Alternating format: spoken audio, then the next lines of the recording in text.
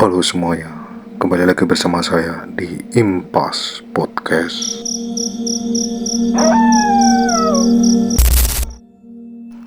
Bayangkan sebuah rumah tua yang telah kosong selama belasan tahun, dikelilingi pohon-pohon besar, ditinggalkan oleh waktu dan ditinggalkan oleh para penghuni terakhir. Tapi benarkah rumah itu benar-benar kosong? Atau ada sesuatu yang masih menunggu di dalam kegelapan lorong-lorong rumah itu? Malam ini kita akan menyelami sebuah kisah nyata tentang sebuah keluarga yang mencoba bertahan hidup di rumah warisan, namun justru mendapat teror yang tak terlihat. Siapkah diri kalian? Mari kita matikan lampu, kenakan earphone, dan kita mulai kisah ini. Pengenalan rumah tua pada tahun 1997. Keluarga kecil yang terdiri dari Bapak Darno, Ibu Sulastri, dan dua anak mereka yang bernama Rina 10 tahun dan Arif 6 tahun. Pindah di sebuah rumah tua peninggalan orang tua Darno di sebuah desa kecil di Jawa Tengah. Rumah itu sudah lama kosong sejak kematian kakek mereka pada tahun 1985. Keluarga ini pindah karena keterbatasan ekonomi setelah Bapak Darno kehilangan pekerjaannya di kota. Rumah tersebut terletak di pinggir desa, dikelilingi pohon-pohon besar dan kebun kosong yang dipenuhi semak. Kondisinya usang dan menyeramkan, dengan dinding kayu lapuk dan atap yang beberapa bocor. Meski begitu, keluarga Darno bertekad untuk merenovasi perlahan. Namun, tetangga sekitar tampak enggan berbicara banyak soal rumah itu. Ada bisik-bisik soal hal-hal aneh yang sering terjadi, tetapi tidak ada yang berani menjelaskan lebih lanjut. Awal keanehan pada minggu pertama, segalanya berjalan normal. Meskipun suasana rumah terasa berada sunyi.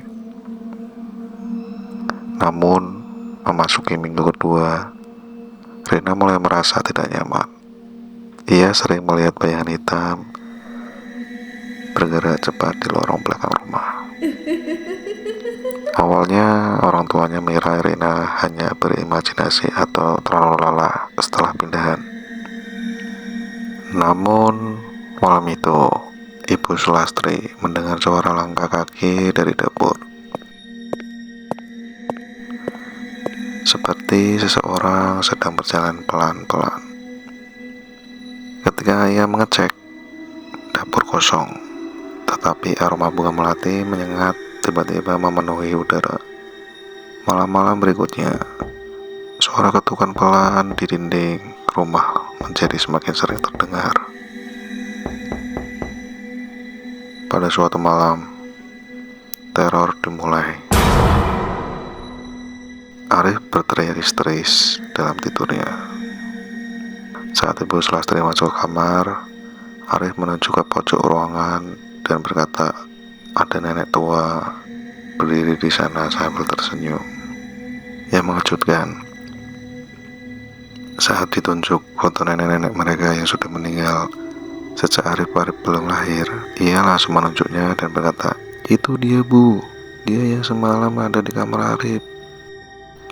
Setelah kejadian itu, hal-hal aneh terus terjadi. Lampu rumah sering berkedip dan mati sendiri.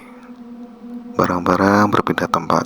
Bau anyir seperti darah sering muncul di sudut-sudut rumah, terutama di kamar kakek. Suatu pagi, keluarga Darno menemukan ayam peliharaannya mereka mati. Tubuhnya sobek seperti cabik binatang, tetapi tidak ada jejak hewan buas. Keesokan harinya, pengakuan warga Pak Darno akhirnya menemui Mbah Karto, ketua desa yang dikenal bijaksana. Mbah Karto dengan berat hati mengakui bahwa rumah itu sudah lama dianggap angker. Dulu kakek Darno dipercaya melakukan pesugihan dan membuat perjanjian gaib dengan makhluk halus. Setiap tahun ia harus memberikan tumbal. Namun sejak kematiannya, perjanjian itu terbengkalai. Penunggu itu marah. Ia menagih dan yang tinggal di sana akan terganggu. Upaya mengusir tak ingin menyerah. Bapak Darno memanggil seorang ustadz dari kota bernama Ustadz Rahman. Proses ruqyah dilakukan selama 3 hari 3 malam berturut-turut. Malam pertama berjalan cukup tenang, meskipun terdengar suara-suara aneh dari luar rumah. Malam kedua lebih berat. Piring-piring pecah sendiri, pintu terbanting keras, dan bayangan hitam tampak berdiri di luar jendela. Malam ketiga adalah yang paling mencekam.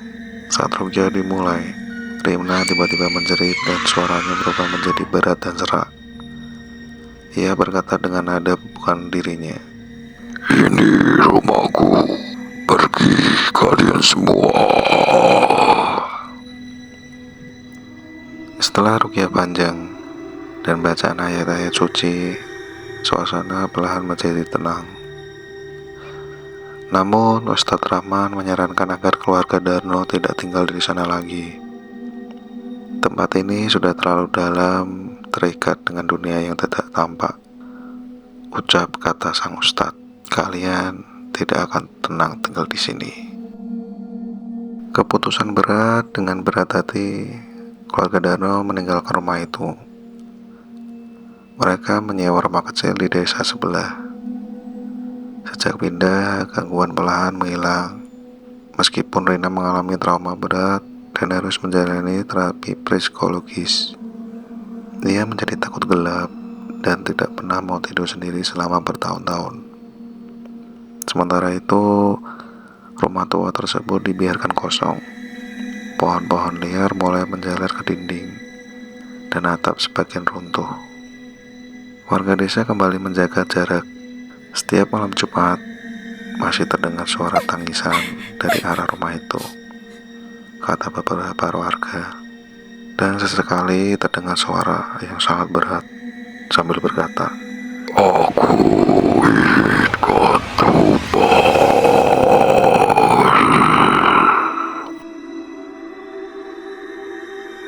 Akhirnya kisah ini menjadi legenda lokal yang diwariskan dari satu generasi ke generasi berikutnya. Banyak yang bersumpah melihat bayangan berjalan di lorong rumah itu. Ada pula yang mendengar suara perempuan menangis atau bau melati yang muncul tanpa sebab. Rumah itu kini dikenal sebagai rumah tumbal oleh warga sekitar. Beberapa orang dari luar desa sempat mencoba kembali dan menyelidiki, namun selalu mengurungkan niat setelah malam menginap. Salah satunya adalah sekelompok pemburu hantu dari kota yang merekam video di sana. Kamera mereka rusak semua, dan salah satu dari mereka jatuh sakit tanpa sebab dan akhirnya meninggal dunia. Cerita ini adalah satu dari sekian banyak kisah nyata tentang rumah-rumah angker di Indonesia. Mungkin bagi sebagian orang terdengar seperti mitos atau bualan, tapi bagi keluarga Darno, ini adalah kenangan kelam yang tidak akan pernah mereka lupakan.